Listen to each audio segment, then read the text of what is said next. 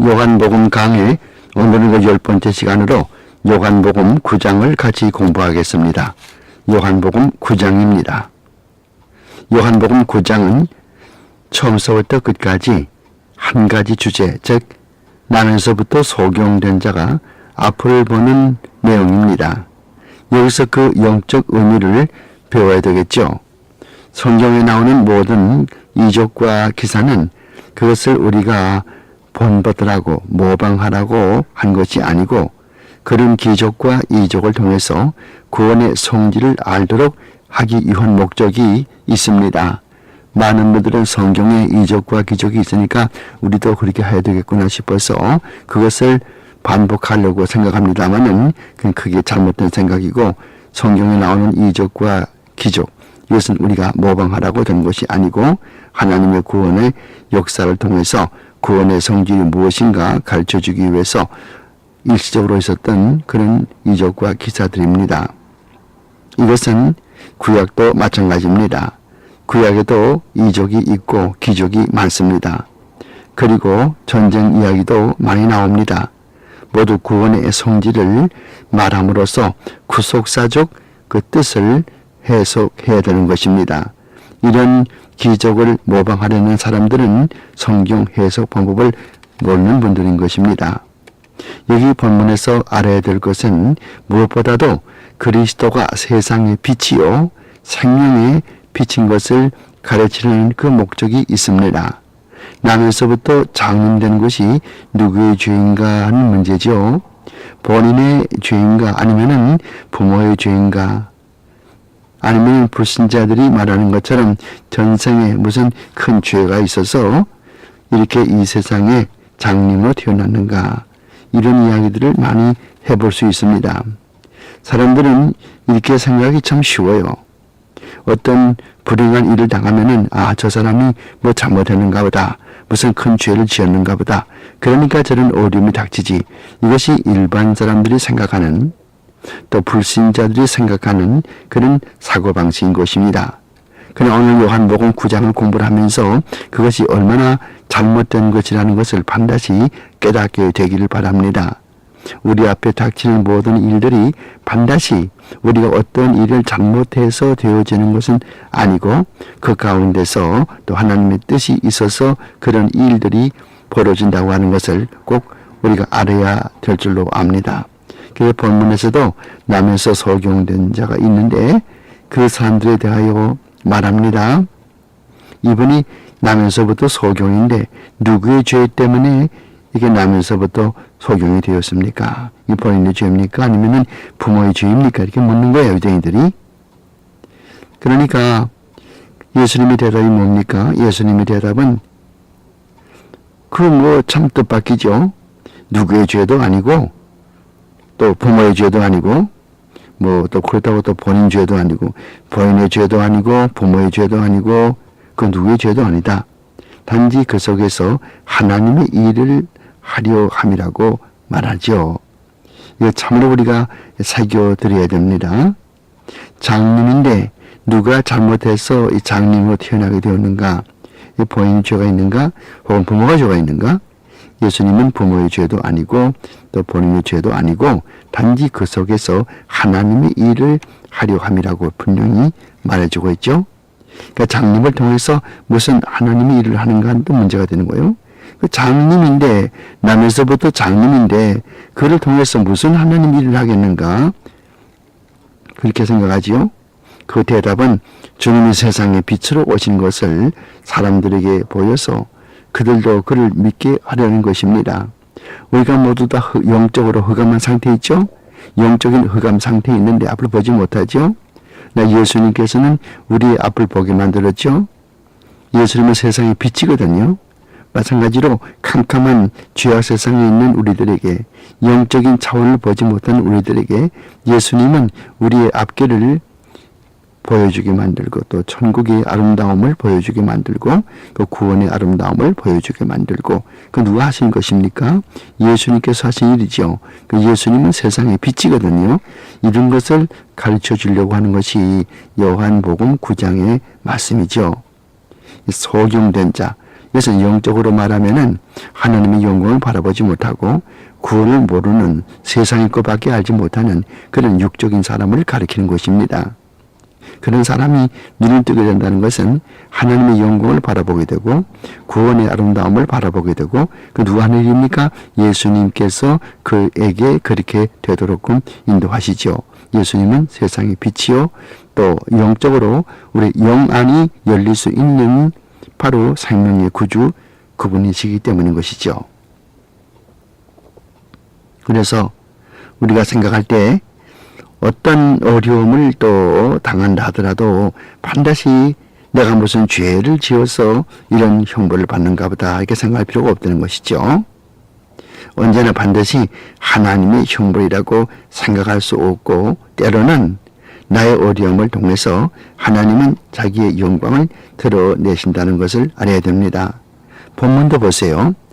나면서 장님이 이 사람, 설마 아무 죄도 없어요. 하지만은 그 사람을 장님으로 태어나게 해서 그 눈을 다시 보게 만들므로 말미암아 많은 사람들이 예수 그리스도가 바로 우리의 육신의 눈을 고쳐주는 치유를 하시는 그런 분일 뿐더러 또 영적인 눈을 치유해 주어서 영적인 눈을 뜰 수 있는 바로 생명의 구주라고 하는 거 이것을 보여주려고 하죠.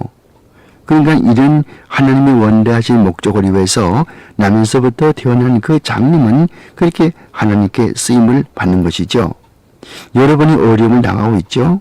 내가 어려움을 당하고 있죠. 그러나 나는 그 어려움을 모르지만은 하나님께서는 나의 어려움을 통해서 무엇인가 자기의 뜻하려는 바를 하려고 하는 하나님의 뜻을 하나님의 영광을 나타내려고 하는 그런 뜻이 분명히 그 속에 있습니다.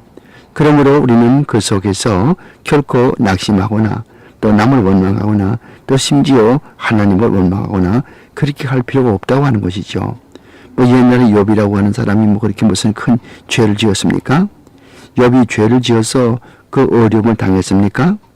욥은 하루아침에 자기 자손들 다 아들 딸 다 죽었죠. 또 재산이 다 나갔다 없어져 버렸죠. 그리고 자기 몸에 헌대가 나가지고 개가 핥고 또 기와장으로 몸을 끌고 이런 일을 생각할 때 욥은 어떻게 생각했습니까? 절대로 하나님 원망하지 않았죠. 욥기서 1장에 가서 보면은 주신 자도 하나님이시고 또 거두가시는 자도 하나님이신데 내가 누구를 원망하리요? 그러면서 결코 하나님을 원망하지 않았다고 그랬거든요. 이것을 우리는 뭘 배울 수 있어요? 우리에게 닥치는 그 어려움이 반드시 우리가 어떤 잘못을 해서 어려움이 오는 것이 아니고 이것을 통해서 하나님께서 자기 일을 하신다. 즉 자기의 영광을 나타내려고 한다. 욥의 경우에는 욥이 그렇게 신앙을 가지고 결코 신앙을 버리지 않고 또 하나님 원망하지 않고 그렇게 살았는데 마지막에 가서는 이전보다 더 큰 축복을 받은 것을 알죠. 아들, 딸도 낳게 되고 그 딸들은 동양의 미인이고 그리고 또 재산도 또 다 회복되었고 그런 걸 볼 수 있죠. 그러니까 하나님께서 아프게 하시다가 싸매시다 그 말이 참 맞는 것 같죠. 욥기서 5장 가서 보면은 하나님은 아프게 하다가도 싸매시고 또 상하게 하다가도 그 손으로 고치시고 또 7번 넘어져도 다시 또 일어날 수 있는 길을 예비하신다. 욥기서 5장에 있는 말이에요. 그러니까 그렇게 되는 것이거든요. 그러니까 항상 인간이 당하는 그 고통 가운데는 반드시 하나님의 목적이 그 속에 있다고 하는 것을 꼭 아셔야 되겠죠. 반드시 내가 어떤 일을 해서 그 죄 때문에 내가 어려움을 당한다. 그렇게 생각할 필요는 없다고 하는 것입니다. 밤이 오리니 아무도 일을 못하리라 라는 말씀. 밤은 예수님이 이 지상 사역의 종교를 말하는 것입니다. 지금은 빛이 제자들과 함께 하십니다. 그러나 곧 예수님은 십자가를 지시고 죽으시고 부활하시고 승천하시게 됩니다. 그 다음부터는 성령을 통해서 주신 말씀으로 역사하시며 예수님을 직접 눈으로 보고 역사하지 않습니다. 모든 것은 다 기회가 있습니다. 기회가 있단 말이에요. 항상 그 기회가 있는 것은 아닙니다. 고린도 후서 6장을 보십시오. 지금은 구원의 때지요. 지금은 구원의 날이죠. 그러나 그 구원의 문은 곧 닫혀 버리고 맙니다. 주님이 이 세상의 심판이 되는 그날, 이 세상이 심판당하는 그날 주님이 재림하시죠.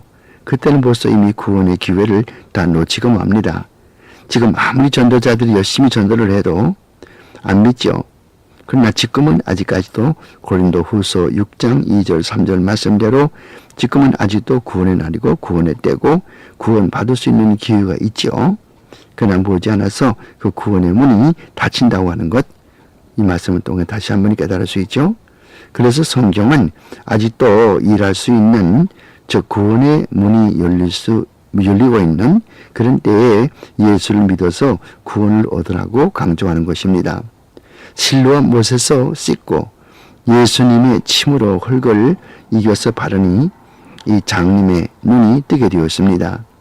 예수님만 할 수 있는 기적이죠. 예수님만 우리의 영적 이 장님의 상태에서 영계를 볼 수 있는 그런 눈을 뜨게 하죠. 그는 우리에게 생명의 빛을 주려 오신 분이십니다. 이 점을 꼭 기억하셔야 되는 것입니다. 요한복음 9장에서는 빛으로 오신 예수님이 이 흑암 가운데 다니는 이 세상의 것밖에 볼 줄 모르는 그 영적인 장님인 우리를 눈을 뜨게 해서 하늘의 신령한 빛을 보게 하고 구원에 참여하게 하는 그런 놀라운 뜻이 그 속에 숨어 있어요. 지금은 어제 밤이 오리니 지금은 아직도 구원의 날이지만은 밤이 오리니 구원받지 못할 때가 오기 때문에 빛이시 빛 되신 예수, 세상에 빛으로 오신 예수님을 믿어서 너무 늦기 전에 구원을 받으라고 하는 그런 좋은 메시지가 요한복음 9장의 맨 초두에 나오는 장님을 통해서 우리에게 가르쳐주는 하나님의 메시지인 것입니다. 요한복음 9장 공부할 때에 이 점을 놓치면은 단지 예수님이 하나의 무슨 마술사처럼 남의 병이나 고쳐주는 사람으로 그렇게 착각하면 안 되지요. 오늘의 부흥사들은 왜 그렇지 않습니까? 남의 병이나 고쳐주고 그런 것으로 그래서 남이 돈 많이 벌게 해주고 그렇게 해주는 남이 출세하게 해주는 그런 사람으로 생각을 하거든요. 예수님은 그것이 목적이 아니에요. 이 성경에서 병 고치고 성경에서 이적해서 행하신 것은 하나님께서 모든 축복의 근원이라고 하는 것을 가르쳐주고 하나님께서만이 모든 것을 하나님의 뜻대로 우리에게 유익하도록 인도하신다고 하는 그 하나님의 뜻을 우리에게 전해주는 것이지 예수 믿게 되면 반드시 그렇게 기적 행하게 되고 또 많은 돈을 벌게 되고 또 많이 출세하게 되고 예수 믿는 사람은 한 사람도 실패하지 않고 그렇게는 안 된다고 말이죠. 바울 같은 어른도 마지막에 앞이 안 보였거든요. 성경을 기록해야 되겠는데 눈이 안 보이면 어떻게 성경 기록합니까? 그래서 하나님 앞에 3번 기도했죠. 이 육신의 가시를 제거해달라고. 그런데 하나님께서는 그 육신의 가시를 제거하지 않았죠. 그 육신의 가시를 제거하면은 이 바울이 교만해서 못 쓰게 되니까 육신의 가시를 가지고 그냥 그런 상태 속에서 목격하면서 사역하면서 성경 기록하면서 전도하도록 그렇게 했지 않습니까? 그러니까 예수 믿으면 반드시 무슨 큰 성공을 하고 무슨 큰 돈을 벌고 이렇게 생각하는 것은 요즘 그 번영신학이라고 번영신학 이런 번영신학의 잘못된 그 신비주의적인 그런 사상인 것을 우리가 알아야 되는 것입니다. 항상 하나님은 하나님의 뜻대로 인도하시는 거예요. 어떤 사람에게는 금전을 통해서 물질을 통해서 물질이 많음으로 말미암아 그것을 통해서 하나님의 일을 하게 만드시고 또 어떤 분은 몸으로 하나님의 일을 하게 만드시고 또 어떤 분들은 또 인간이 가지고 있는 재주를 가지고 하나님의 영광을 위해서 쓰게 만들고 그러나 모든 것이 다 공통적인 모임과 하니 어떤 걸 가진지 간에 항상 하나님의 영광을 위해서 하나님께서 우리에게 주신 그 모든 은사들이 그렇게 쓰여져야 한다고 하는 것이고 결코 한 개인의 자랑거리로 생각하면 안 된다고 하는 것을 배울 수가 있죠. 그래서 우리 다시 본문 돌아가서 이 요한복음 9장에 나오는 이 장님의 이 사건 여기 지금은 구원의 날이로다. 지금은 빛 대신 예수께서 아직도 우리의 영적인 눈을 고쳐주어서 신령한 눈이 뜨게 되어서 하늘의 영광을 바라볼 수 있는, 그렇게 될 수 있는 기회가 지금 있다고 말이에요. 그러나 밤이 온다는 것은 이제 예수님께서 십자가에 돌아가시고 부활 승천하시고 다시 재림하시게 되면은 그때는 그런 기회가 없겠죠. 다 늦으니까요. 지금 구원을 받으라고 하는 그런 메시지가 여기에 적혀 있고, 또 우리가 당하는 고통이 반드시 우리가 잘못해서 당하는 고통은 아니고, 어떤 고통이든 반드시 고통 속에는 의미가 있고, 그 고통 속에서 하나님은 자기의 뜻을 행하려고 한다는 것. 이게 보면은 본문 여기에서 보면은 장님을 통해서 예수 그리스도가 이 세상의 빛으로 온 것을 가르쳐주고 그것을 입증해주기 위해서 장님으로 태어나서 예수님께서 그 눈을 뜨게 만드셨다고 하는 거. 그래서 하나님이 영광 거두고, 그래서 그 빛을 다시 앞을 보게 된 그 사람이 하나님께 영광을 돌리고 이루은 놀라운 사실. 그러므로 영적인 흑암 상태에 있고 앞을 보지 못하던 우리들, 이 세상의 것밖에 모르던 우리들이 하나님의 은혜로 하늘의 신령한 빛을 바라볼 수 있게 했으면은 여기에 눈을 뜨게 된 장님처럼 예수 그리스도에게, 하나님에게 또 감사하고 또 영광을 돌리고 또 하나님의 일을 해야 되겠죠. 그다음에 8절 이하 17절까지 말씀에서는 눈을 뜨게 한 그 사람들과 또 동리 사람들과의 대화하는 내용이 나오죠. 그가 분명히 과거의 앞을 못 보는 장님이었다는 사실과 분명히 예수님이 그를 고쳐서 앞을 보게 되었다는 그 사실을 동리 사람들과의 대화에서 입증하는 것입니다. 여기서 사람들이 얼마나 집요하게 그에게 앞을 보게 된 것에 대해서 이것저것 캐묻는 것을 보잔 말이에요. 사람들은 예수님의 이적을 그대로 믿지 않아요. 반드시 사람들은 그 예수의 기적을 자기 나름대로 해석을 해서 믿으려고 그러거든요. 그러면 여기서 예수님께서 분명히 그 장님의 눈을 뜨게 한 것은 사실이 아닙니까? 그걸 보고 나서도 믿지 않는 거예요. 오늘도 예수님이 행하신 그런 모든 행적들과 그의 죽으심과 그의 부활, 그의 승천, 그의 재림을 믿지 못하여 여러 가지로 이것저것 캐묻는 사람들이 얼마나 많습니까? 그와 똑같은 이치거든요. 사람은 다 똑같아요. 예수님 당시의 유대인들이나 오늘이나 똑같습니다. 아담의 손아까 따먹은 그런 근성, 물려받은 그 근성은 똑같아요. 하나님을 대항하고 하나님의 것을 싫어하고 본질상 하나님의 것을 싫어하고 자기 이 사역을 쫓고 자기 욕심을 채우려고 하는 것, 자기 이성으로 모든 것을 판단하려고 하는 이런 생각은 예수님 당시 유대 사람이나 지금 살고 있는 우리나 다 똑같다 그 말이죠. 영적인 일을 하는 그런 힘을 가지고 우리가 영적인 힘이 어떤 것인가, 예수님께서 어떻게 이 영적인 힘을 우리에게 나타내 주시는가, 이런 것들을 분명히 여기서 배워야 되거든요. 유대인들 사이에는 논쟁이 벌어진 거예요.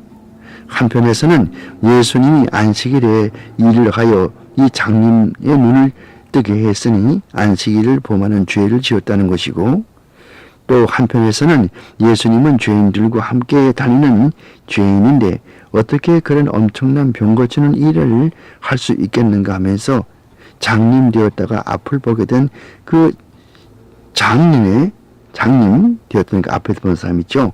장님이 되었다가서 앞을 보게 된 그 사람의 말을 믿지 않는 것이에요. 양편 모두가 다 예수님이 이 세상의 빛으로 영적으로 앞을 보지 못하는 우리 인생들을 구하려 오신 목적을 말해주고 있지만은 그것을 모르는 거예요. 알 수가 없죠. 요한복음 공부를 하면서 5장도 그렇고 6장, 7장도 그렇고 예수님께서는 신령한 하늘의 비밀을 이야기하는데, 이 차원이 낮은 유대인들은 육적인 것밖에 알지 못하는, 땅의 것밖에 알지 못하는 유대인들은 도저히 예수님께서 영적인 일을 하는 것을 알 수가 없어요. 그래서 여기저기에서 충돌하는 것이죠. 18절 말씀에서 23절까지 말씀 보면은 유대인들은 예수님의 말로 또 그 치력을 되찾은 사람의 말도 믿을 수가 없어서 결국은 그 청년의 부모에게 묻지만은 부모는 오히려 그 본인에게 뭐라고 그래요? 본인 병고침 받은 그 청년은 어린애도 아니고 자기 입으로 말할 수 있으니까 그 눈을 뜨게 된 그 본인에게 물어보면 알 것 아니냐, 그렇게 이야기하는 거예요. 그러니까 예수를 믿는 것은 전에 예수를 모르다가 예수를 믿게 되어서 구원 얻는 사람들의 간증을 들으면 되지 않습니까? 예수 믿는다는 거 얼마나 좋은 일이고 얼마나 축복된 일인가. 예수 알지 못하고 세상에서 방황하던 사람이 예수를 믿어서 생활이 개선되고 마음의 기쁨이 있고 하늘의 신령한 축복을 맞으며 살아가는 그 사람의 증언을, 간증을 들으면은 알 것 아니에요. 얼마나 참 예수 믿는 게 좋은 것이고 또 예수 믿는 것이 얼마나 우리가 진리 안에 살게 된다고 하는 거 알 수가 있지 않습니까? 그러나 여기에 나오는 본문에 나오는 유대인들은 그것을 알 수 없던 거예요. 이게 문제가 되죠. 24절에서 33절까지 말씀에서 병고침을 받은 사람이 유대인들에게 이 사건을 논리적으로 설명해 줍니다. 자, 이 24절에서 33절까지 말씀에서 이 병고침 받은 사람, 즉 앞을 보지 못하다가 예수님께서 앞을 보게 해 돼서 이제 눈을 앞을 보게 된 이 유대인들을 향하여 이 앞을 보게 된 청년이 간증하는 거예요. 뭐라고 간증하냐 할 것 같으면은 논리적으로 간증하게 된 첫째는 뭔고 하니 30절 말씀에서 장님이 되었던 자기가 눈을 뜬 것이 사실이라고 하는 거예요. 그것이 30절의 말씀이죠. 첫째가 장님이 되었던 내가 확실히 눈을 뜬 것은 사실이다. 이게 첫째 번 유대인들을 향해 증거하는 말씀이요. 그다음 두 번째 이 청년이 하는 말은 31절 말씀이 기록되어 있죠. 31절 말씀에 하나님은 그의 뜻대로 하는 사람의 기도를 들어주며 죄인의 기도는 들어주지 않는다. 그런 말을 했고, 다음에 세 번째는 그러므로 병을 고친 예수는 죄인이 아니다. 예수 그리스도는 죄인으로서 나를 고쳐준 것이 아니고 내가 죄인인데 예수께서 내 죄를 고쳐주었다. 내가 이제는 죄인이 아니다. 그러니까 예수가 죄인이 아니고 내가 죄인이다. 그것을 말하고 있고, 다음 네 번째는 32절 말씀에서 보통 사람이 소경의 눈을 뜨게 하는 것은 전례가 없는 일이다. 그렇게 이야기하죠. 어떤 사람이 옛날에도 어떤 보통 사람, 일반 사람이 남의 눈을 뜨게 할 수는 없지 않습니까? 예수님께서 이적 기사 행하신 것은 하나님의 능력으로 행하시는 거거든요. 여러분, 예수님께는 인성과 신성이 있어요. 인성과 신성이 있거든요. 그러니까 신성으로는 뭐든지 다 할 수가 있어요. 왜요? 하나님이시니까 모든 걸 다 할 수가 있다고요. 장님이 눈 뜨는 것쯤은 아무것도 아니죠. 말씀 한마디로 천지를 창조했지 않습니까? 못하는 것이 없어요. 그러나 인성을 가지고는 우리가 똑같이 제한되어 있어서 우리가 똑같죠. 그래서 못하는 것이 있고 그렇게 하죠. 그러나 신성으로는 다 할 수가 있어요. 그러니까 예수님께서 신성으로 하는 모든 이적 기사를 내가 인성을 가지고 있으면서 내가 그것을 모방하겠다고 하는 일은 얼마나 위험한 일인가 보세요. 그러므로 이러한 일은 반드시 사탄이 틈타게 되는 것이죠. 사탄은 어느 것이 진짜이고 어느 게 가짜인지 모르도록 혼돈스럽게 만드는 게 사탄이 하는 일이거든요. 그래서 꼭 하나님께서 하는 것처럼 보이게 만들거든요. 그래서 많은 사람이 그걸 따라가게 만들거든요. 이게 문제예요. 그래서 사탄은 항상 사탄을 생각할 때 사탄은 존재하지 않는다. 그런 사람도 사탄이 좋아하고, 사탄은 있다. 사탄이 참 좋다. 난 사탄을 따라가겠다. 그런 사람도 좋아하고, 사탄이 좋아하는 사람은 그런 두 가지 종류예요. 첫째는 사탄이 존재하지 않는다. 그런 사람도 사탄이 좋아하고, 또 사탄이 있다. 나는 참 사탄이 참 좋다. 그렇게 하는 사람은 더욱 좋아하고. 그러니까 여기서 보면은 예수님께서 이적 기사 행하는 것을 자기도 그런 거 할 수 있다고 생각해가지고 하면은 그거 잘못이죠. 뭐 사도행전 8장 가서 보세요. 사도행전 8장 가서 보니까 그때 바울이 이상한 기적을 행하니까 뭐라고 그랬어요? 나도 이런 권능, 이런 이적 행하는 권력, 이런 권위를 사자, 돈 주고 사자. 그렇게 말하지 않습니까? 그 다음 마지막에 혼쭐 나지 않습니까? 그러니까 예수님은 신성과 인성이 있어서 이런 이적 기사를 신성으로 행하신 것이기 때문에 인성만 가지고 있는 우리 인간은 도저히 그것을 모방할 수 없다고 하는 거 이거 분명히 아셔야 돼요. 31절 말씀에서는 하나님은 그의 뜻대로는 그 사람의 기도를 다 들어주면서 죄인의 기도는 들어주지 않는다. 그러므로 이 사람은 눈이 떴기 때문에 이 눈을 뜨게 해준 예수는 죄인이 아니다. 그런 논법이죠. 셋째로는 그러므로 병을 고친 예수는 죄인이 아니다. 그러니까 네 번째는 32절 말씀에서 보통 사람이 소경의 눈을 뜨게 한 일은 전례가 없는 일이다. 옛날에는 아무도 하나님이 아니고 일반 사람은 절대로 남의 눈을 뜨게 해주는 그런 전례가 없었는데 이분은 내 눈을 뜨게 해줬으니까 죄인이 아니라 이분은 바로 하나님이시다. 그런 걸 입증하는 거죠. 다섯째 가서는 33절 말씀 보니까 그러므로 눈을 뜨게 한 사람은 하나님에게서 온 사람이 분명하다. 그런 논리예요. 다시 한번 정리하죠. 자, 이 눈을 뜨게 된 청년이 자기를 의심하는 유대인들을 향하여 5가지로 예수 그리스도가 하나님 됨을 증명하는 거예요. 첫째, 30절 말씀에서 자기가 분명히 눈을 뜨게 됐다고 하는 거. 다음 두 번째로 31절 말씀에서 하나님은 그의 뜻대로 하는 사람의 기도를 들어주면서 죄인의 기도는 듣지 않는다. 두 번째. 다음 세 번째로는 그러므로 병을 고친 예수는 죄인이 아니다. 다음에 네 번째는 32절 말씀에 가서 모든 사람이 소경과 눈을 뜨게 한 일을 그런 전례가 없다. 보통 사람이 어떻게 남의 눈을 뜨게 하는가? 그러므로 보통 사람이 눈을 뜨게 하는 것이 아니고 이것은 바로 예수님이시겠다. 다섯 번째가 33절 가서 보니까 그러므로 눈을 뜨게 한 사람은 하나님께서 온 사람이 분명하다. 이런 5가지로 유대인들을 꼼짝 못하게 말 못하게 그렇게 막아버리죠. 이 청년의 간증이 참 훌륭하지 않습니까? 뭘 배울 수 있어요?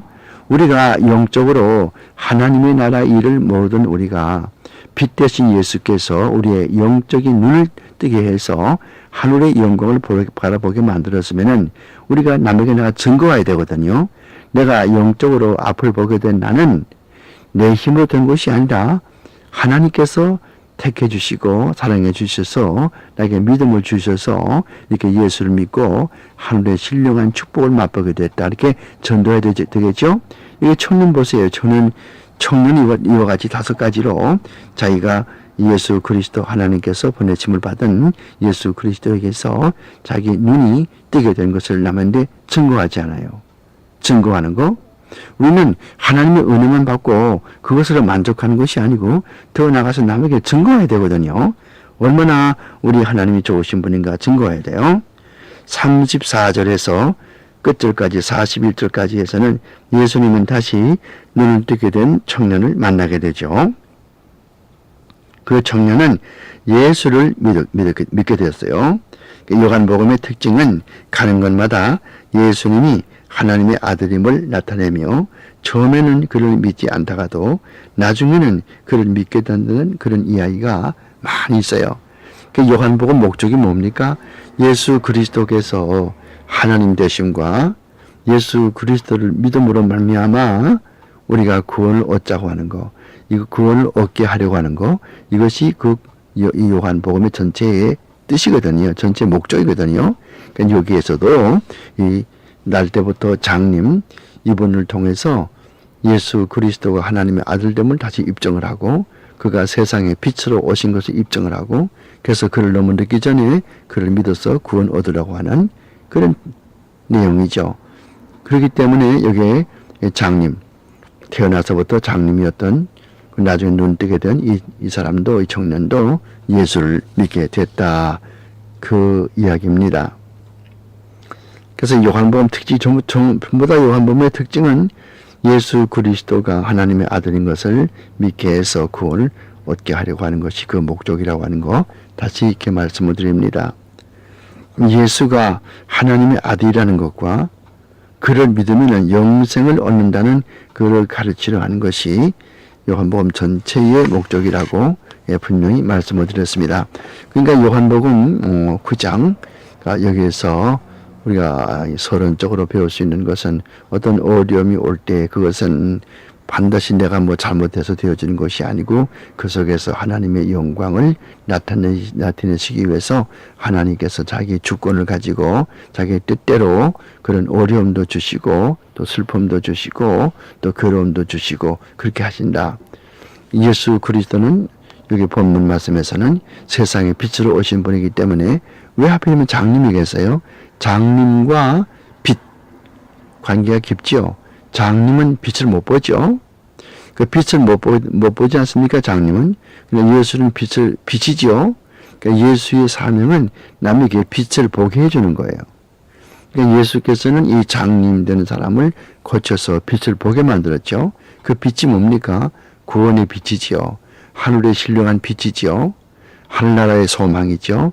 이런 것을 깨닫게 해주는 분이 예수의 사명이거든요. 그리고 이게 구원받았으면은 여기에 장님 되었던 이 청년처럼 앞을 보게 되었으면은 나가서 남에게 전도했잖아요. 반드시 예수께서 날 고쳐주었고 예수님은 하나님께서 오신 분이다. 왜? 보통 사람이 이러이러 못하기 때문에 하나님께서 온 자라야 나의 병을 고칠 사람이었기 때문에 예수는 하나님의 아들이다. 그래서 자기가 믿었죠. 우리도 영적으로 구원받았으면은 남에게 나가서 전도해야 되겠다. 그런 걸 볼 수가 있죠. 이 강의는 뒷면에 계속되겠습니다. 여기서 테이프를 뒤로 돌려 놓으시기 바랍니다. 그러면 이제는 요한복음 성경 요한복음 9장을 펴서 같이 보도록 하십시다. 요한복음 9장 다시 펴서 같이 읽도록 하죠. 예수께서 길 가실 때에 날 때부터 소경된 사람을 보신지라 제자들이 물어 가로되 라비여 이 사람이 소경으로 난 것이 네 죄이오니까 자기오니까 그 부모이오니까 예수께서 대답하시되 이 사람이나 그 부모가 죄를 범한 것이 아니라 그에게서 하나님의 하시는 일을 나타내고자 하심이니라. 이게 3절까지 말씀 분명하죠. 어떤 사람이 나면서부터 소경인데 그 제자가 물었죠. 어째서 이 사람이 소경이 되었습니까? 누구의 죄입니까? 대답이 4절부터 3절 대답 보면은 아무의 죄도 아니고 단지 그 속에서 하나님께서 하시고자 하는 일을 그것을 나타내려고 한다. 즉 하나님의 영광을 나타내려고 하는 것뿐이다. 이렇게 이야기하는 거예요. 그 다음에 4절 말씀에 때가 아직 낮음에 나를 보내신 이의 일을 우리가 하여야 하리라. 밤이 오리니 그때는 아무도 일할 수 없느니라. 지금은 구원의 날이기 때문에 구원에 관한 일을 하여야 되는 것이고 언젠가 이 구원의 문이 닫히기 때문에 그때가 오기 전에 열심히 전도하자 그 말이죠. 밤이 오리니 그때는 아무도 일할 수 없노라. 내가 이 세상에 있는 동안에는 세상의 빛이로라. 이 말씀을 하시고 땅에 침을 뱉다 친 흘을 이겨 그의 눈에 바르시고 이르시되 실로암가에 가서 씻으라. 이렇게 말씀을 했죠. 그러니까 땅에다 침을 흙으로 이렇게 침을 발라가지고서 이겨가지고 그 사람의 눈에 붙이니까 나죠. 이것도 또 뭐 어떤 분들은 성경을 이렇게 말했으니까 나도 흙을 집어서 침에다 이겨가지고서 한번 받아보면은 앞에 장님의 눈이 뜨겠구나. 그렇게 생각하면 안 되는 것이죠. 예수님과 우리는 달라요. 분명히 아세요. 여기에 기적은 예수님의 진성으로 한 기적이지 예수님께서 사람으로 한 그런 기적은 아니거든요. 그의 눈에 바르시고 이르시되 실로암 못에 가서 씻으라 하시니 실로암 못에 가면은 번영을 받았다는 뜻이라. 이에 가서 씻고 맑은 눈으로 왔더라. 그랬어요. 실로암에 가서 씻었죠. 깨끗하게 됐죠. 이제 이에 가서 씻고 밝은 눈으로 왔다고 그랬어요. 이웃 사람들과 미천에 저가 거린인 것을 보았던 사람들이 가로되 이는 앉아서 구걸하던 자가 아니냐? 또 혹은 그 사람이라 하여 혹은 아니라 하여 그와 비슷하다 하거늘 제 말은 내가 그러라 하니 저희가 못돼. 그러면은 내 눈이 어떻게 떠졌느냐? 대답하되 예수라 하는 그 사람이 진흙을 이어서 내 눈에 바르고 나더러 실로암에 가서 씻으라 하심에 가서 씻었더니 보게 되었더라. 저희가 가로되 그가 어디 있느냐 가로되 알지 못하노라 하니라.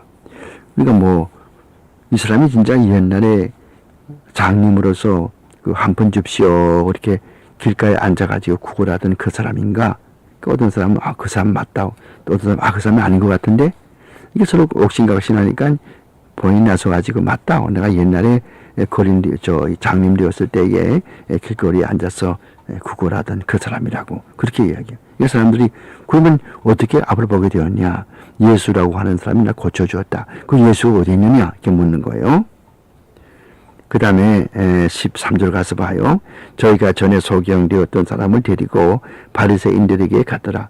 그러니까 그 사람들이 또 이제 말썽 많은 그 바리새 교인들에게 데려가는 거죠. 이 바리새 사람들은 도무지 영적인 차원은 도무지 알지 못해요. 물론 내세도 믿고 천사도 믿고 다 믿지만은 도무지 세상적인 사람이고 모든 것을 비상적으로 생각을 하지 깊은 영적인 것을 모르는 사람들이에요. 근데 그런 사람들에게로 이 장님이 되었던 사람을 데려가는 거예요. 예수께서 진흙을 이겨 눈을 뜨게 하신 것은 안식일이라. 그러므로 바리새인들도 그 어떻게 된 것을 물으니 가로되 그 사람이 진흙을 내 눈에 바르며 내가 씻고 보나이다 하니 바리새인 중에 혹은 말하되 이 사람이 안식일을 지키지 아니하여 하나님께서 온 자가 아니라 하며 또 혹은 말하기를 죄인으로서 어떻게 이러한 표적을 하겠느냐 하여 피차 논쟁이 되었더니 이에 소경되었던 자에게 가서 묻되 그 사람이 내 눈을 뜨게 하였으니 너는 그 사람을 어떤 사람이라 하느냐? 대답하되 선지자이니다 하되 유대인들이 저가 소경으로 있다가 그게 보게 되는 것을 믿지 아니하고 그 부모를 묻되 가라되 이는 너의 말에 소경으로 났다 하는 너의 아들이냐? 이렇게 묻는 거예요. 이 바리새 교인 한 대 데려가니까 이 바리새인들은 또 무언가 또 흠잡으려고 그러지 않아요. 항상 이 바리새인들의 특징은 육적인 사람들이기 때문에 영적인 것을 말하면 모르죠. 여기에도 이제 병 고쳤다 그러니까 눈을 뜨게 했다 그러니까 그게 신령한 뜻을 알고 이 뜻이 무엇이겠는가 그것을 알아야 되는데 그것은 관심이 없고 이거 안식일인데 오늘 안식일인데 병 고치다니 또 이런 트집을 잡는 거죠. 어디 가나 항상 이 바리새인들은 예수님의 트집을 잡아서 곤종에 빠지려고. 여러분 성경 읽어보면은 바리새인들이 얼마나 여러 번 예수님을 함정에 몰아넣으려고 애를 씁니까? 나쁜 사람들이죠. 여기서도 마찬가지예요. 날 때부터 장님 된 자를 고친 것이 안식일이거든. 그렇게 하니까 안식일을 보면 다 또 이렇게 이야기하는 거예요. 안식일을 보냈으면 죄인 아니가. 죄인이 어떻게 남의 눈을 고치나. 죄인은 아무것도 못하지. 죄인은 하나님 앞에 기도해도 하나님이 외면하시고 기도 안 들어주고. 그럼 그렇다면은 어떻게 안식일을 범한 죄인인 예수가 어떻게 이 앞을 보지 못하는 장님을 고쳤겠는가. 이런 논리죠. 그럴 것이 아니라 그 병 고침을 받은 청년의 부모에 가서 물어보자. 이렇게 물은 거예요. 부모에 가서 물어보니까 부모가 뭐라고 그래요? 부모가 뭐라고 물으니까요. 이는 너의 말에 소경으로 났다 하는 너의 아들이냐? 이렇게 묻는 거예요. 그러니까 거기에 대해서 부모는 뭐라고 합니까? 지금은 어떻게 되어보느냐 이렇게 물으니까 그 부모가 대답하여 가로되 이가 우리 아들인 것과 소경으로 난 것을 아나이다. 그러나 지금 어떻게 되어보는지 또는 누가 그 눈을 뜨게 하였는지 우리는 알지 못하나이다. 저에게 물어보시오. 저가 장성하였으니 자기 일을 말하리다. 그러니까 부모는 또 자기 책임을 또 다 발뺌하죠. 그건 내가 어떻게 하겠냐? 어떻게? 물론 분명히 내 아들이고 분명히 나 때부터 장님으로 태어났는데 지금 앞을 보는 건 사실이다. 근데 어떻게 돼서 보게 되었는지 누가 고쳐주는지 난 모르겠으니까 우리 아들이 어린애도 아니고 장성한 사람이니까 그 아들에게 직접 물어봐라. 이렇게 말하는 거예요. 말하면은 그 아들이 직접 말하지 않겠느냐 그 말이죠. 그러니까 그 22절에 가서 보면은 그 부모가 이렇게 말하는 것은 이미 유대인들이 누구든지 예수를 그리스도로 시인하는 자는 출교하기로 결의하였으므로 저희를 무서워함이로라. 그러면 왜 부모가 이렇게 말을 하나 하면은 예수를 선지자로 생각을 하고 예수를 하나님께로서 보냄받은 분이라고 생각을 한다면은 출교시키거든요. 출교가 뭔가 파문시킨단 말이에요. 파문이라는 것은 무엇인가 하면은 그 집을 따로 요즘 신식 말로 말하면은 아주 이렇게 고립시키는 거죠. 왕따시키는 거죠. 그러니까 고립시켜 놓고는 그 사람과 뭐 연락도 안 하고 아무 접촉도 안 하는 거예요. 그러니까 굶어 죽어도 그 집에 사람이 내왕하지 않아요. 이게 출교거든요. 오늘 뭐 이 기독교에서는 출교가 없죠. 그러니까 우리가 이 참교회의 세 가지 특징을 이야기할 때 그 세 번째 특징이 뭡니까? 첫째는 말씀을 잘 선포해야 되고, 그다음에 두 번째는 또 성례식을 또 바로 해야 되고, 그다음에 세 번째가 이 군직이거든요. 그 군직에 여러 단계가 있는데 처음에는 충고해주고, 그다음에 두 번째 충고 안 하면은 성찬식에 참여하지 못하게 하고, 그래도 말 안 들으면 세 번째는 내쫓죠. 내쫓는 거, 이것을 출교라고 그래요. 출교. 마태복음 18장 보면은 그런 말이 있어요. 출교라고. 좀 더 다른 말로 말하면은 파문. 영어로 말하면 excommunication. excommunication 파문 당하면은 누구든지 그 집에 내왕할 수가 없고 출입할 수가 없고 아무리 굶어 죽어도 뭐 양식을 갖다 줄 수도 없고 회개하고 돌아오면은 받지만은 회개하지 아니하면은 죽을 때까지 돌보지 않는 이게 무스무시한 출교거든요. 그러니까 유대인들이 그런 출교하는 그런 그 제도가 있으니까 이 장님되었다가서 앞을 보게 된 청년의 부모들도 그게 두려워서 그냥 아들에게 직접 물어보시오. 난 모르겠습니다. 이렇게 발뺌을 한다고 말이에요. 그 다음에 23절 가서 보면요. 그 부모가 말하기를 저가 장성하였으니 저에게 물어보시오 했더라. 이에 저희가 소경되었던 사람들을 두 번째 불러서 이르기를 너는 영광을 하나님께 돌리라. 우리는 저 사람이 죄인 줄 아노라. 대답하되 그가 죄인인지 내가 알지 못하나 한 가지 아는 것은 내가 소경으로 있다가 지금 보는 그것이니다. 이렇게 말하는 거예요. 너는 하나님께 영광을 돌리다 무슨 말인 거니? 정직히 말해라 그 뜻이에요. 너는 정직히 말해라.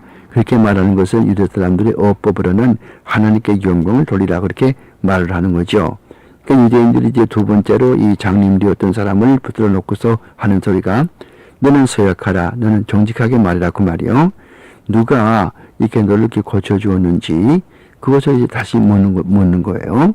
나는 예수가 그 사람이 죄인인 것을 분명히 안다. 이렇게 묻는 거예요. 이렇게 말하는 거예요. 너를 고쳐준 사람이 죄인인 것을 안다. 그러니까 그 청년이 대답하기를 그가 죄인인지 내가 알지 못하지만은 한 가지 아는 것은 내가 소경으로 있다가 지금 보는 그거밖에 모른다고 말이요. 그러니까 자기를 고쳐준 예수가 죄인인지 뭔지 그건 자기가 상관할 바 아니고 가장 중요한 것은 내가 앞을 지금 볼 수 있다고 하는 그것이 가장 중요한 사실이다 그 말이죠. 저희가 가로되 이 사람이 네게 무엇을 마였느냐? 어떻게 내 눈을 뜨게 하였느냐? 대답하되 내가 이미 일러서도 듣지 않냐고 어찌하여 다시 듣고자 하나이까? 아까도 말했는데 또 다시 두 번째 불러가지고 똑같은 질문을 하는 그 속셈이 뭐냐 그 뜻이에요. 아까 내가 얘기하지 않느냐? 이렇게 묻는 거예요. 다 말했지 않느냐? 또 자꾸 얘기하려고 하려고 말이에요. 그러니까 그 28절 말씀에 가서 보니까 저희가 욕하여 가로되 너는 그의 제자나 우리는 모세의 제자라. 하나님이 모세에게 말씀하신 줄을 우리가 알거니와 이 사람은 어디서 왔는지 알지 못하노라. 그 사람이 대답하여 가로되 이상하다. 이 사람이 내 눈을 뜨게 하였으되 당신들이 그가 어디서 왔는지 알지 못하는도다. 이제 유대인들은요, 우리는 모세가 우리의 조상이고 우리 모세에게 속해 있다. 그렇지만 당신의 눈을 뜨게 한 그 사람은 누군지 우리가 알지 못한다. 그렇게 이야기를 하니까 이 청년이 하는 소리가 어째서 내 눈을 뜨게 한 사람이 누구인가 뭐냐 이거예요. 내 눈을 뜨게 한 사람은 하나님께로부터 보낸 사람이 아니면은 어떻게 내 눈을 뜰 수 있겠느냐. 그러므로 나를 뜨게 한, 내 눈을 뜨게 한 예수는 바로 하나님 아버지로부터 보냄을 받은 사람이 분명하지 않는가? 그런데도 왜 모른다고 그러느냐? 이것이 그 청년의 대답입니다. 그 다음에 31절 가서 보면요. 하나님이 죄인을 듣지 아니하시고 경건하여 그의 뜻대로 행하시는 자는 들으시는 줄 우리가 아나이다. 창세 이후로 소경으로 난 자의 눈을 뜨게 하였다 함을 듣지 못하였으니 이 사람이 하나님께로부터 나지 아니했으면 아무 일도 할 수 없으리라. 그러니까 하나님께서는 그 당시 유대인들의 생각이 그렇거든요. 하나님께서는 의로운 사람의 기도를 들으시고 죄인의 기도는 듣지 않는다. 그렇잖아요. 그러면 이 유대인들의 생각으로는 뭡니까? 예수님께서는 안식일에 그런 눈을 뜨게 하는 일을 했기 때문에 죄인이고, 그러면 죄인이 하나님 앞에 기도하는 기도는 듣지 아니할 것이고, 그럼 도저히 예수께서 이분의 앞을 보게 하는 일을 할 수 없었겠다 그 말이에요. 그러나 이 청년이 하는 말은 그게 아니죠. 나는 그분이 누군지 알지 못하지만 분명히 그가 내 눈을 뜨게 했으니까 분명히 그가 하나님께로부터 보냄을 받은 사람이 분명하다. 그걸 이야기하는 거예요. 그래서 예수님의 인성과 신성을 여기서 변론하는 것이죠. 34절 말씀 가서 보세요. 저희가 대답하여 가로되 내가 온전히 죄 가운데서 나서 우리를 가르치려냐고 이에 쫓아내어 보니라. 그렇게 하니까 이제 이 청년을 앞으로 가라면 보기 싫다. 딴 데로 가라 그래서 보내버렸겠죠. 34절 말씀, 35절 가서 봐요. 예수께서 저희가 그 사람을 내쫓았다 하는 말을 들으셨더니 그를 만나사 가라사대 내가 인자를 믿느냐. 자, 보세요. 이 앞을 보지 못했던 청년이 유대인들에게 증거를 했죠. 하나님께로부터 보낸 분이 아니면 어찌 그가 내 눈을 앞을 볼 수 있게 만들었겠느냐. 그러므로 내가 앞을 보게 되는 것은 분명히 그 예수께서 거짓이셨는데 예수께서는 분명히 하나님께로부터 보낸 분이 틀림없다 이렇게 증거하지 않습니까? 그렇게 하니까 그 다음에 여기서 뭐라고 그래요? 다시 내쫓아 보이니까 예수님이 앞을 보지 못했던 청년 찾아가가 다시 만나죠. 뭐라고 받쳐서 할 말이 뭡니까? 내가 나를 믿느냐? 내가 하나님께로부터 보냄을 받은 예수 그리스도인 것을 믿느냐 그 말이죠. 그러니까 그 대답이 뭡니까? 대답이 뭐죠? 뭐라고 대답하죠? 내가 믿나이다. 그렇죠? 그 38절 끝에 가서 보니까 내가 믿나이다 하고 절하는지라 예수께서 가라사대 내가 심판하러 이 세상에 왔으니 보지 못하는 자들은 보게 하고 보는 자들은 적용되게 하려 하시니 그 39절 말씀이 좀 여러분들 이해하기 어려울 거예요. 보는 사람은 장님이 되게 만들고 보지 못하는 사람은 앞으로 보게 만들고 이게 무슨 말이겠는가? 보는 사람이 어떻게 장님이 되는가? 그런 말 하기 쉽지 않아요? 보지만은 하나님의 영광을 바라보지 못하고 또 이 세상의 것만 바라보면서 영적인 차원이 무언가 이해하지 못하는 사람들은 결국은 그냥 그대로 그런데 그렇게 살다가 죄 가운데 살다 이렇게 결국은 멸망해버리고 마는 거죠. 그럼 결국은 앞을 보지 못하게 되는 것이고 결국은 구원에 이르지 못하게 된단 말이죠.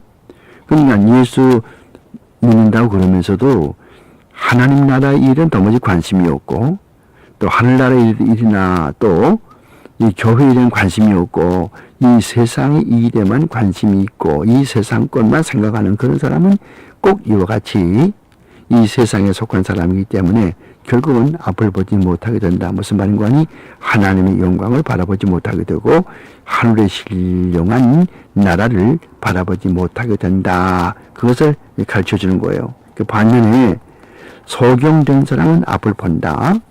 소경된 사람, 앞을 보지 못하는 사람, 영적인 차원을 보지 못하는 사람은 예수 그리스도께서 진리의 말씀을 전할 때에 아까 흙을 이겨서 그 눈의 바람에 눈을 보게 되었다는 것처럼 예수 그리스도께서 그의 은혜로 하늘의 영광 바라보지 못하는 이 세상의 것밖에 모르는 아직도 구원받지 못한 그런 사람에게 구원을 주게 되면 반드시 그분은 하나님의 소망을 가지게 되고 하나님 앞에 나오게 되고 하나님께 영광을 돌릴 수 있게 된다. 그 말이에요.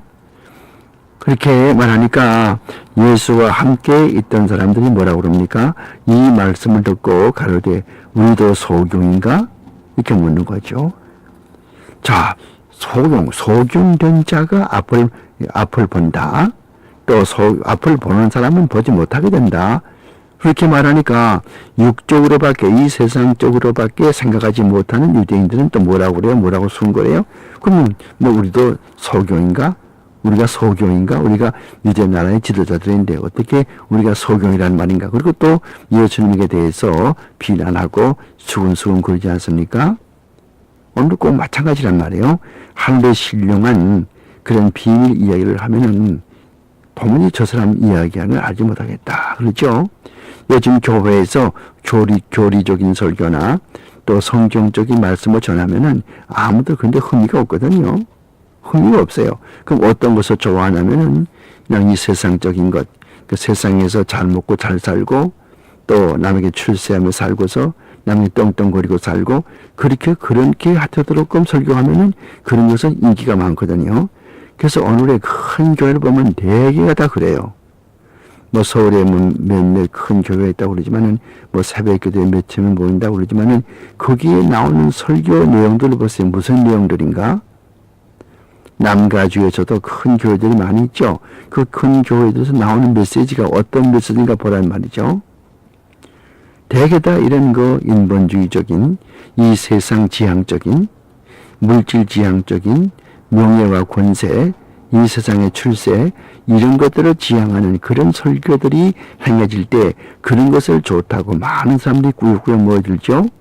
어떤 교회에 뭐 연예인들이나 또 무슨 무비스타 이런 그 탤런트 이런 사람들이 오면은 그 교회가 막 미어지지 않습니까? 그러면 그런 사람들이 신앙 간접한다고 그러지만은 성경 지식이 얼마나 있습니까? 그가 이야기하는 것은 내가 그냥 예수 믿고 어떤 체험을 했다. 어떤 감정으로 어떤 주관적인 체험을 했다. 그러니까 좋더라. 이것뿐이거든요. 근데 그것을 듣기 위해서 많은 사람들이 모이지만은 이 성경을 아주 차근차근하게 그 교리적으로 우리 예수 믿는 도리를 가르쳐주고 그리스도의 사랑에 대해서 이야기해주고 우리가 어떻게 살 것인가 이야기해주면 그런 데는 도무지 취미가 없고 그런 건 도무지 흥미가 없다고 말이에요. 그러니까 이게 문제가 된단 말이에요. 그래서 1920년대 미국의 프린스턴 신학교죠. 프린스턴 신학교에 그 자유주의가 독일로부터 들어올 때에 그 많은 사람들이 이런 계몽주의라든가 또 무슨 그 양식 비평이라든가 비평 진학이라든가 이런 데는 사람들이 상당히 관심을 가지고 참 맞다. 우리가 성경 공부할 때는 그냥 성경을 액면 그대로 받아들일 것이 아니고 이 성경도 사람이 썼으니까 이것을 가감해가지고 내가 믿을 것은 믿고 또 믿지 못할 것은 버리고 그렇게 믿는 게 좋겠다. 그런 생각이 들어갔거든요. 그 무렵에 하나님의 말씀은 하나님 말씀이기 때문에 이것은 틀림이 없기 때문에 이 말씀은 진실되기 때문에 어느 것도 버릴 것이 없고 똑같이 권위가 있는 하나님의 진실된 말씀이다 이렇게 말하면은 사람들이 그런 거 싫어한단 말이에요. 지금이 어느 때인데 그렇게 믿냐 이 말이죠. 여러분 이 문화라고 하는 거 기독교는 문화의 영향을 받으면 안 돼요.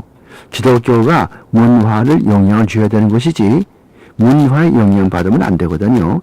그럼에도 불구하고 오늘 사람들은 전부 세상을 따라가려고 그러고 세상을 따라가려고 하다 보니까 신앙의 정수를 다 잃어버린 채 세상 쪽으로 믿게 되거든요. 그렇게 하다 보면 성경에서 가르치는 그 근본적인 교리가 다 훼손되죠. 다 파괴돼 버리고 말죠.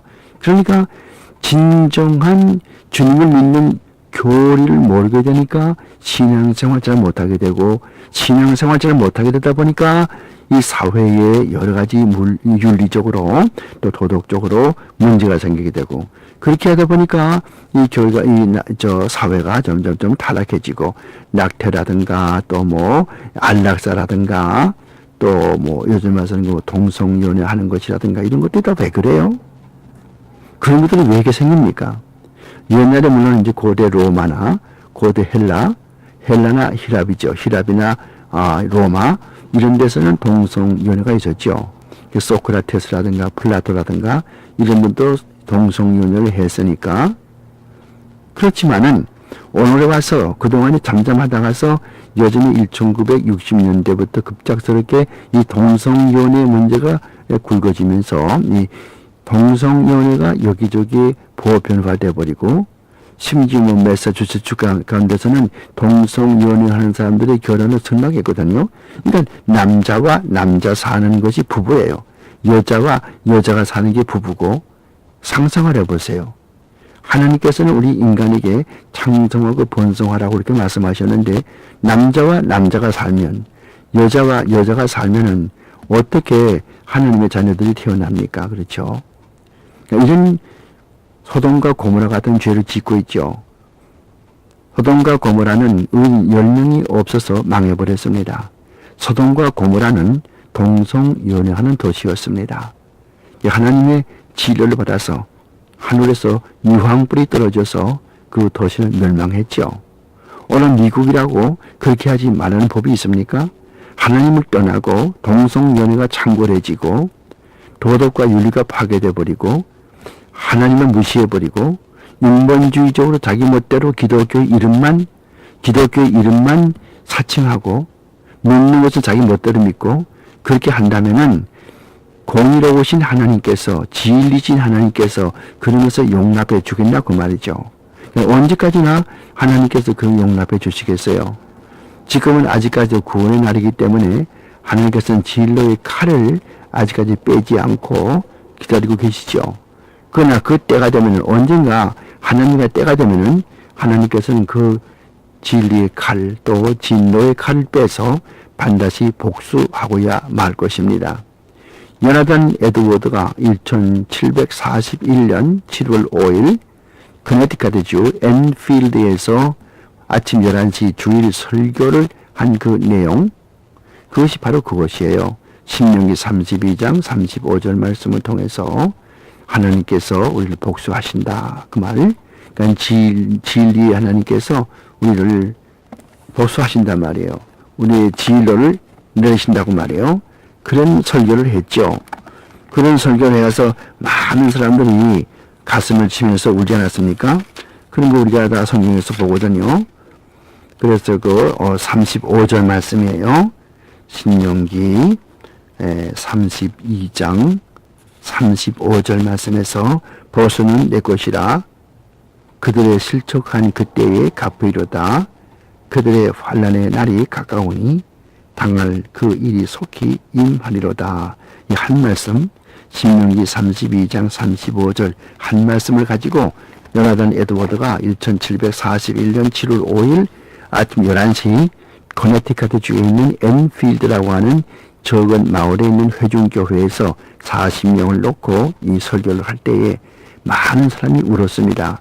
어떤 설교를 했길래 요나단 에드워드가 그 설교 40분 동안 할 수 있는 원고를 가지고 왔는데 40분 동안에 그 설교를 끝마치지 못하고 너무 백성들이 우니까, 너무 회중들이 우니까 그 진정시키느라고 그래가지고 그 설교가 30분도 연장됐다고 하는 그런 이야기 유명하죠. 그러면 그 설교가 어떤 내용인데요? 신명기 32장 35절을 가지고 요나단 에드워드는 하나님의 손 악위에 들어있는 죄인, the sinners in the hands of an angry God, the sinners in the hand of an angry God, 노여워하신 하나님의 손 악위에 들어있는 죄인, 그런 제목을 가지고서 1시간 20분 동안을 설교를 했죠. 그 설교는 너무 유명해서 지금 이 뉴저지주에 있는 P&R 출판사에서 2불 50전에 그 설교 따로 책으로 만들어 가지고 팔고 있어요. 지금도 거기에 주문하시고 싶으신 분들은 PO 박스죠. 817 필립스버그 뉴저지, 필립스버그 PHILIP 필립스버그 BURG죠. BURG 필립스버그 PHIL 필립스 PHILSBURG죠. 필립스버그, 뉴저지 08867 이로 연락하시면은 그래서 그 요나단 에드워드의 설교집 The Sinners in the Hands of an Angry God 그 설교집을 달라고 그러면은 설교집이 아니에요. 그 한 설교만입니다. 설교 하나밖에 없어요. 그 설교 그거 뭐 한 20페이지밖에 안 돼요. 그걸 2불 50전 보내가지고 뭐 성료도 합하면 4~5불 되겠죠. 그걸 달라고 그러면 아마 받아볼 거예요. 뭐 쉬운 용어가 되어 있어요. 근데 그 내용이 뭡니까? 처음서부터 하나님의 진로의 칼이 여러분의 목에 되어 있는데 여러분 회개하지 않고 아직까지 그냥 자기 죄를 지으면서 살 것입니까? 이것이 이렇게 시작되는 것이 그 설교의 내용이죠. 그래서 그 설교 내용 보면은 그런 말이 수십 번 나오죠. 지옥의 불길이 여러분을 삼키려고 여러분에게 달려들고 있다. 그런 말이라든가 하나님의 진로의 칼이 여러분의 목에 되어 있다. 그런 말이라든가 이런 말들이 무시무시한 말들이 그 설교를 대부분 이루고 있어요. 오늘에 그런 설교했다가는 그 목사 아마 교회에 있지 못할 거예요. 대부분 쫓겨나죠. 하지만 그 당시에는 그런 설교가 먹혀 들어갔고 그런 설교로 말미암아 심령이 변화되었고 그런 설교함으로 말미암아 사람이 하나님 앞에 돌아왔거든요. 오늘의 그런 설교가 아쉽죠. 오늘 그렇게 하는 설교하는 목사는 거의 없어요. 그 설교 맨 끝에 어디 끝납니까? 롯의 철을 생각하라. 그 설교의 맨 끝에 가서 원고 맨 끝에 가서 보면은 롯의 철을 생각하라. 그렇게 그 설교가 끝나요. 그것이 그 유명한 요나단 에드워드의 1741년 7월 5일 아침 11시 커네티컷주 엔필드에 있는 회중교회에서 한 설교 내용이죠. 그러므로 오늘 요한복음 9장을 공부를 하면서 여러 가지로 공부를 했어요. 나면서 설명된 자, 아무의 죄도 아니고 하나님의 영광을 위해서 하나님께 그렇게 역사하신다. 그러므로 우리에게 다가오는 어려움도 반드시 뜻이 있고 목적이 있고 하나님의 뜻이 그 속에 숨어있기 때문에 하나님께서 우리의 어려움을 통해서 하나님은 영광을 거두려고 하고 또 하나님께서 하시고자 하는 이 사역을 하시려고 한다. 그것이 무엇인지 우리 인간으로 알지 못하지만은 하나님은 알고 계신다. 그리고 앞을 보게 된 것은 이 세상의 것만 바라보고 하늘의 것을 바라보지 못하던 그 사람이 빛으로 오신 예수 그리스도로 말미암아 영의 눈이 열려서 하늘에 신령한 것을 바라보고 구원을 얻게 되었다고 하는 그 메시지, 요한복음 전체 메시지가 그 속에 압축되어 있죠. 그러므로 우리는 이 요한복음을 통해서 빛으로 오신 예수 그리스도를 다시 한번 증거하는 그런 마음이 불붙듯 일어나도록 그런 심정이 되어지길 바랍니다. 여기서 강의 마치겠습니다.